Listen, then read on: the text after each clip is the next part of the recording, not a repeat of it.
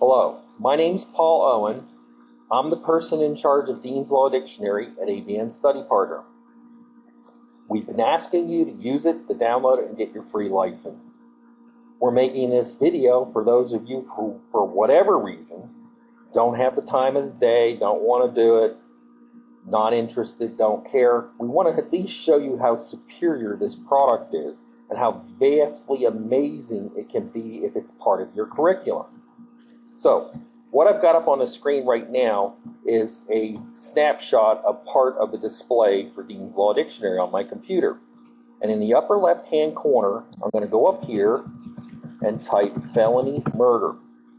Now, it appears down here, I'm going to just scroll this up a bit so that you can see the results on the part of the screen I'm recording. And you can see here's the base definition of felony murder, and if you look down the right, I'm going to run this scroll bar down. That's the base definition. And this blue stuff here in italics, those are all the case sites that support whatever it is we're talking about. Here's stuff from important treatises that are verifying what we're talking about. Now, when you compare this to Black's, and this is just the base definition, if you look down here, you see 23 definitions, sub-definitions, and even comparison definitions. It compares felony murder to complicity. Okay, so it's easier to understand something. But if you go up here, I'm gonna just highlight up here in the upper right. That's about how big the definition is in the Black's 5th edition, which is considered to be the best edition of Black's ever made. That was before they cut out all the case sites so that you would be roped into using the Westlaw services just to find out what half this stuff means. You cannot understand the definition in Black's Law Dictionary unless you completely understand everything in these 23 definitions and sub-definitions in Dean's Law Dictionary. So their 130-word definition, it's impossible to understand any part of that unless you already understand all the information that's in Dean's. That's why it's so confusing for a new student to figure out what it is going on in this world they're talking about, and why they have so many problems. Because nothing is explained properly in the alleged #1 primary dictionary that everybody uses. Well, go ahead, keep using it. If the minimum weren't good enough, it wouldn't be the minimum, and they're not even the minimum, okay? You look at how superior this is. I'll click down these definitions on the left-hand side, scroll down a little bit here more, look at the scope of the material in here, all right? And this is not an isolated incident, okay? Pick a key term. Okay, this is just felony murder. Let's look at product liability. There, I type in product, and I'll type in liability, and as fast as I can type, the stuff appears on the screen. Look at the definitions and sub-definitions for product liability. From what you see on the screen, it runs right off the screen and just keeps going. Now, I'll keep scrolling up here. That's for product liability. Look at that. Isn't that amazing? Okay. You want to trespass, nuisance, just type something in. Mens rea, consideration, negligence. Thousands upon thousands of idiomatic terms. Something as simple as Mary Carter Agreement, if you know what that is. Here's a Mary Carter Agreement definition, okay, in Dean's. Look at the scope of this definition. In Black's, I think it's not even 20 words, okay? Look at the case sites. Look at the sites on treatises and the explanation of what a Mary Carter Agreement is. This is part and parcel of why Dean's Law Dictionary is the most amazing product ever made. And if you use it properly, it will change your life. It's changed mine. It'll change yours. And you can see why. Now, let's go back and do a little exercise, what professors in schools can do. I copied out, I've thrown this up on the screen right now. Let me get it right here in the middle so that you can see what you're looking at. I've thrown out a Word document where I copied and pasted out all the material in Dean's Law Dictionary related to felony murder. And if you have a license to use Dean's Law Dictionary, You can do this too. And if you're a professor and your school requires your students to get a copy of Dean's Law Dictionary, you have a royalty-free license to do what I'm going to show you, what we do, how to create lesson plans. Now, something like felony murder is very big. So generally when we create a lesson plan on our webinars, we'll assign the felony murder to 4 or 5 different professors, so each has 4 to 5 or 6 of those definitions and sub-definitions to deal with, okay? A team leader and 4 or 5 other professors, and you'll all create the lesson plan, the questions, and then the other people in the group will test it out. Another group of 5 people will come in, execute your lesson plan, see how long it takes, verify how long it takes, and then once they verify that they can find the answers to all the questions, they'll go from there. Now, when you get really good at this, okay, and I'm going to show you just parts of it here in just a few seconds. When you get really good in this, to really supercharge your engagement with the students, a lot of the professors just adore saying, okay, we're going to learn about felony murder. We want you to watch episode number, season 3, episode number 4, and season 4, episode number 11 of The Closer from television, okay? And then we want you to write a short report and tell us exactly how it is that Gil Garcetti, the legal consultant for the show, screwed up all the definitions for felony murder on those shows. That's amazing. It's like, Gil Garcetti, isn't he the guy that did the OJ trial? Wasn't he the head DA of Los Angeles? Okay, isn't he supposed to be a legal genius? Well, guess what? He's incompetent, and we can prove it. He was the guy who actually was the legal advisor on The Closer, and the guy kept making mistake after mistake after mistake. And California law is easy to follow on felony murder. We quote maybe close to 700 cases on California felony murder law and our felony murder definitions. And every time this guy applied stuff in his own show, okay, that he was responsible for, he screwed it up. He's not the only one. You could do that with a lot of other shows too. But you really want to engage your students and have a lot of fun yourself. Guess what you can do? Well, let's get back to the real world. Here we got a document. I copied and pasted it all out. I have some stuff here in red, 53 pages. Well, let's just do that review right now. Let's do a word count. See, I just did a word count on this document. 53 pages, 38,000, oops, I got that wrong, 645 words, okay, not 66, and paragraphs, lines, and all the rest, okay? So I'll just change this to 45. I might have deleted some of the stuff out of the document. Now, I put a .q, a red .q in front of everything. This is the base definition. That's the first one. So if you're the professor that's been tasked with taking this base definition and converting this into a lesson plan, it's real simple. Major flag. When you read this, this is amazing. Felony murder has never been a static, well-defined rule at common law, but throughout its history has been characterized by judicial reinterpretation to limit the harshness of the application of the rule. Some dead set against the rule, historians and commentators have concluded that the rule is of questionable origin, and that the reasons for the rule no longer exist, making it an anachronistic remnant, a historic survivor for which there is no logical or practical basis for existence in modern law. Why do we put that in the beginning for the definition, the base definition? Because any base definition you use, this is a red flag warning that this is an area of flux. So if you think the definition you have, if you think the cases that you researched last year are still going to be good this year, that's a red flag that they're not, and you better look again. And you better always look every time you deal with this term felony murder, no matter what jurisdiction you're in. It's a red flag. So how would we make a lesson plan out of this? Real simple, okay? Turn that into a question. Here's a good question. Is felony murder a well-defined rule of law? Yes or no? Tell me why. Tell me why it is, or tell me why it isn't. Tell me why that if you, as a paralegal, are working for the XYZ law firm, okay, Tell me why anytime you had something to do with felony murder, you would re-verify all your research from your archive files every time you do something on felony murder. Tell me the reason why for that.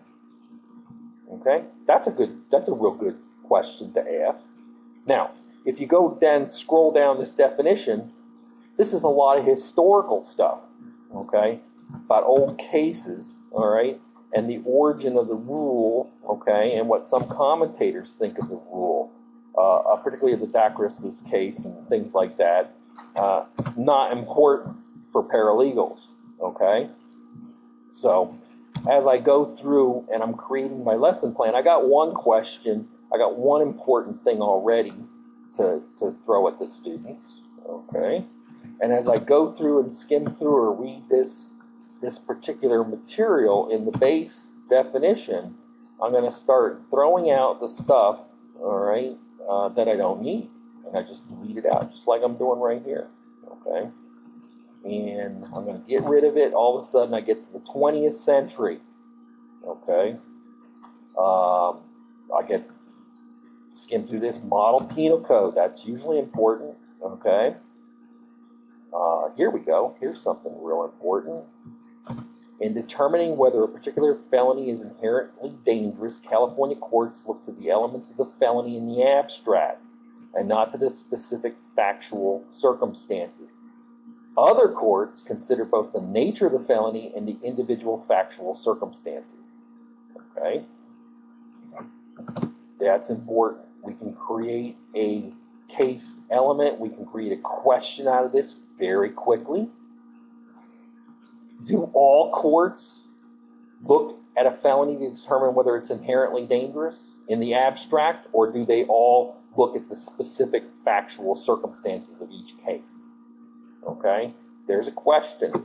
When the students read through the materials in Dean's, they can read through and answer these questions fairly easily, so you know if they've done the lesson plan.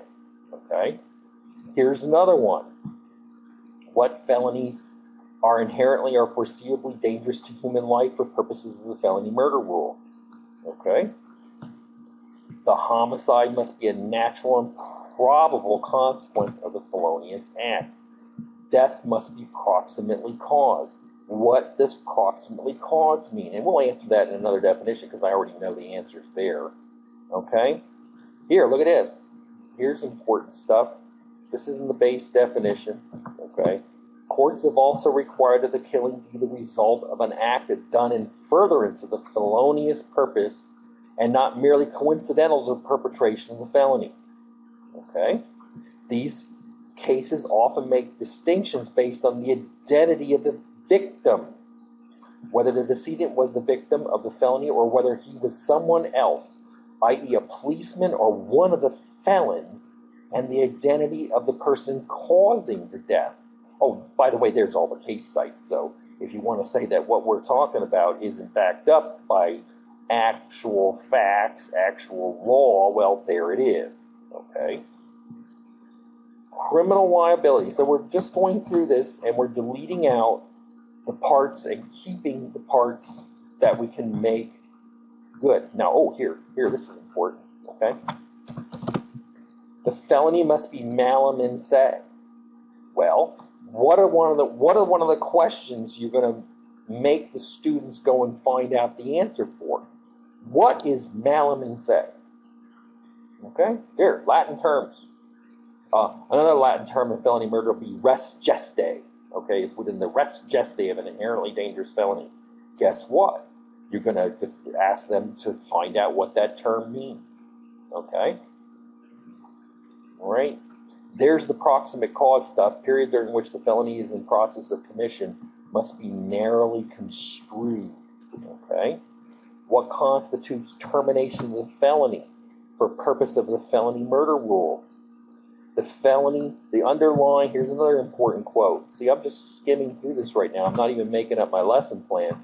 But what you can see by all the little tidbits I'm gathering is all these little tidbits are going to turn into questions that we know can be answered through reading everything in Dean's Law Dictionary. Okay? Here, application of the felony murder doctrine where the felony relied upon is an includable offense within the homicide. Okay, that's the bootstrapping rule. All right, if you don't know what that is. Okay, so we're going to go scroll through this. This is just the base definition, and we're going to yank out the important parts that we know can be part of a lesson plan. Let's just make this one continuous document. There we go. Okay. All right, we got that. Other courts have required a finding of a separate mens rea connected with the killing, in addition to the intent associated with the felony. Obviously, those are some of the courts that don't like the rule. Okay. Let's see. Many state legislatures have been active in restricting by imposing additional limitations. There we go. Okay. Some states have specifically abolished the rule. Ohio is one. Looking at, well, we know Hawaii, but Ohio. Let's just retype that Ohio there. Involuntary manslaughter, death of another approximately caused in the offender's commission of attempt to commit a felony. All right, there we go. Ohio, Alaska doesn't like the rule. Minnesota doesn't like the rule. Okay. 3 states require a demonstration of mens rea beyond the intent to cause the felony. That's Arkansas, Delaware, and New Hampshire. Okay. You can see that just from the quotes in that paragraph. Limitations include restrictions on the underlying felony, require that it be forcible, violent, or clearly dangerous to human life. And there's the cites for this stuff, the statutory cites for this stuff. That death be proximately caused, that death be a natural or probable consequence of a reasonably foreseeable consequence of the commission or attempted commission of the felony, that the felon must have caused the death. That's important. Can other people cause the death and still be liable for felony murder? If so, which states? Okay. Other restrictions. Oh, all right, here's some more other restrictions. Other restrictions of the common law include the enumeration of felonies which are to be included within the felony murder category. All right.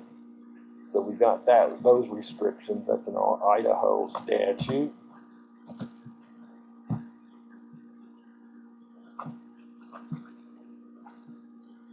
All right, here we go. We got more stuff. Okay.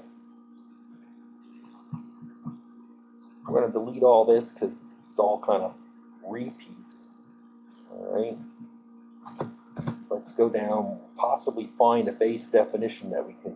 Oh, here it is. Here's all the stuff. We put the base definitions at the end because we want the people who are reading this to get an idea about what's going on and how it changes constantly from state to state, and how it's not a static rule. It's something that's evolving very quickly. Now, here is a base definition. Okay, give me a base definition that'll possibly work to understand the rule. Unintended homicide occurring within the res gestae. All right. Another Latin term. What's another thing you're going to require your students to do? Tell me what res gestae means. Give me the timeline of res gestae. How does it work with respect to the felony murder rule? Here's some of the answers to some of the questions, okay, about multiple killings, victims being killed, a victim killing a felon, a policeman killing a felon, felons killing co-felons, victims or policemen killing the felons, or even a policeman killing a victim by accident because of the felony that's occurring, okay? All that's answered. Here's another one, okay? If this is my responsibility, I'm going to leave the .q in there, and then I'm going to go down. Attempted felony murder. Is attempted felony murder a crime? Look at that, okay? And here's all the cases and all the reasons why. Now, this is what's really cool. The reasons why they say attempted felony murder is not a crime is there can be no felony murder where there has been no death. And the felony murder ingredient in the offense of murder cannot be made the basis of an indictment charging attempted murder. Okay? Moreover, this is the second reason they say attempted felony murder doesn't exist. The offensive attempt requires an intent to commit a specific offense. Well, felony murder is an implied mens rea doctrine, so if you have a specific intent to murder somebody to begin with, you kind of kick yourself out of the rule. Okay? So there you go. All right? There's an important thing, and there's proof there, okay, of the states that have made holdings. There's Lefebvre and Scott, criminal law, okay, of the rationales advanced for why attempted felony murder doesn't exist. All right? There's another question that you can create for your lesson plan. Bootstrapping. Okay? There we go. We got all the quotes for bootstrapping already. Let's start the lead through, okay.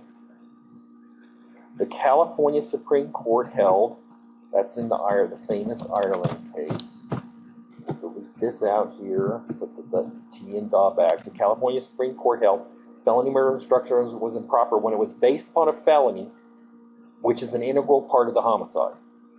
So, if it's a felony to assault somebody with an inherently dangerous weapon or aggravated assault and it results in death, that's not felony murder, okay? Because the aggravated assault and everything is part of the actual killing the person, all right?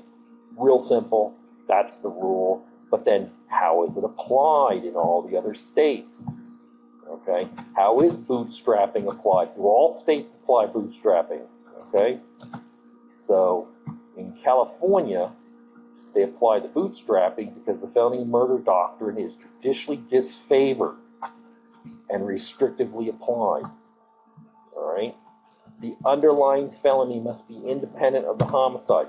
It's real simple to go through this when we're done deleting and create all the questions and all the elements you want the students to answer and go through when they're executing the lesson plan to learn all about felony murder.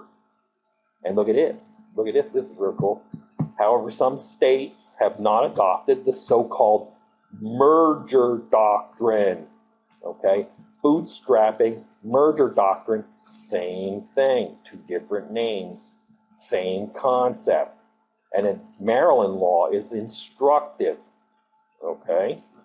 So Maryland does not accept bootstrapping.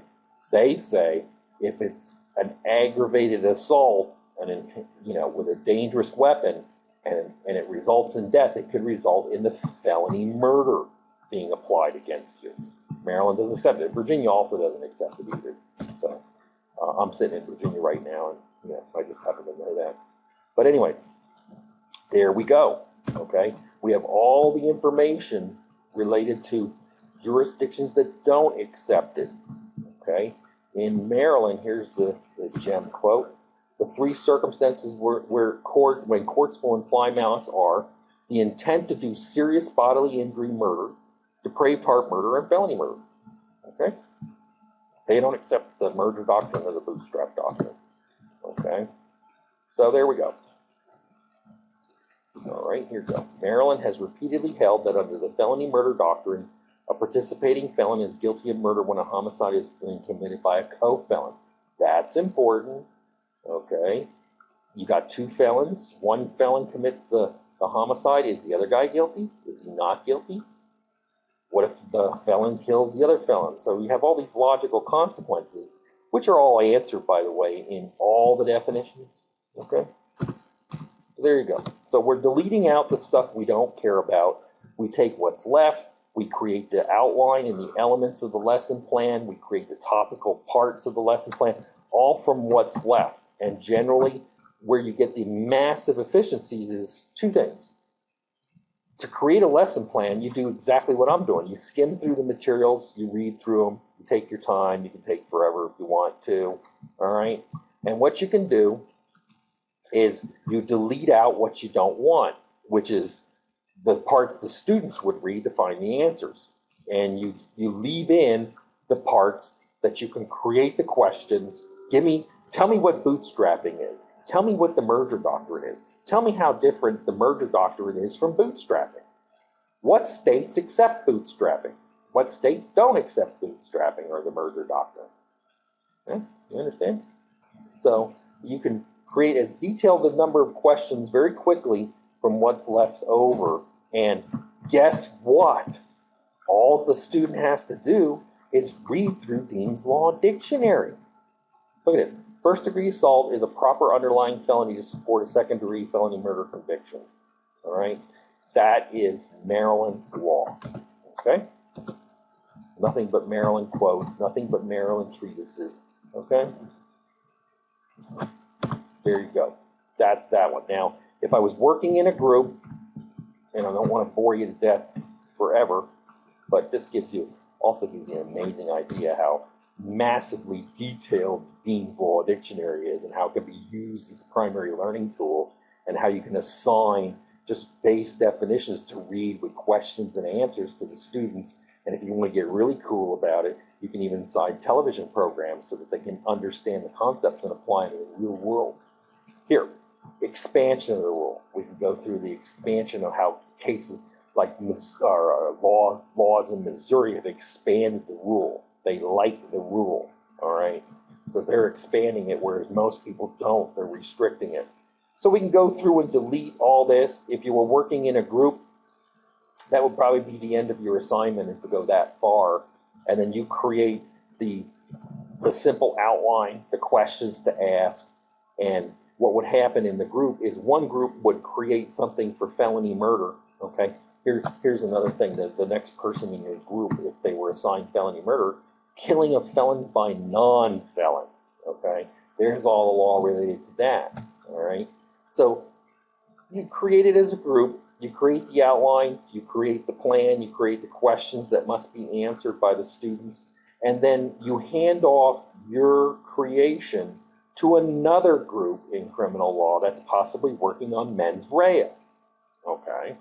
And they'll take your lesson plan and execute it like a student would, so that they can read through the materials and find out and make any suggestions to it. And you take their lesson plan on mens rea and execute it like a student would. And then it's certified. You just throw it up on the web and it's free to use at that point. Everybody can use that. You got your ready-made lesson plans with detailed material. You don't have to worry about what texts the students have to buy. None of that stuff. It's all taken care of. It's all right here. All right? And at this point in time, if you don't realize how superior Dean's Law Dictionary is, I'm frankly at a loss for words. Okay? This is an amazing product. There's amazing things you can do with it. It will increase your productivity. It will get you back to professing. It'll get you back to what we call the memorize, apply, and dissertate formation of complex learning, which again is a 100-hour lecture on how that actually works. But we have base definitions here that the students can learn so that they can understand the complex idiomatic information that comes with that simple term. The res gestae. Res gestae in felony murder is an amazingly complex idiomatic expression. You have to read through the entire 23 definitions, sub-definition, just to begin to understand what it is the res gestae of an inherently dangerous felony. And inherently dangerous felony is, again, another idiomatic expression. So, hopefully, I've shown you something. Hopefully, I put a spark in you. You can get a copy of this for free. Your professor, your professors can get licenses for Dean's Law Dictionary for free for 1 year. And you can use materials royalty-free if you require your students to get it as well. And it's cheap. Dean's Law Dictionary, a 4-year license for Dean's Law Dictionary is only $69.95. That's all. That includes all the upgrades. $69.95, an amazing learning tool. Something that will get you back in the professing business rather than the boring teaching business with the students half asleep 99% of the time. Okay? Please. Download it, take a look at it. If you're an Apple maniac, we've got online versions of the same thing. Anyway, I'm going to stop here. I don't want to bore you to death. My name's Paul Owen. I'm the person in charge for Dean's Law Dictionary at ABN Study Partner. Thank you for listening.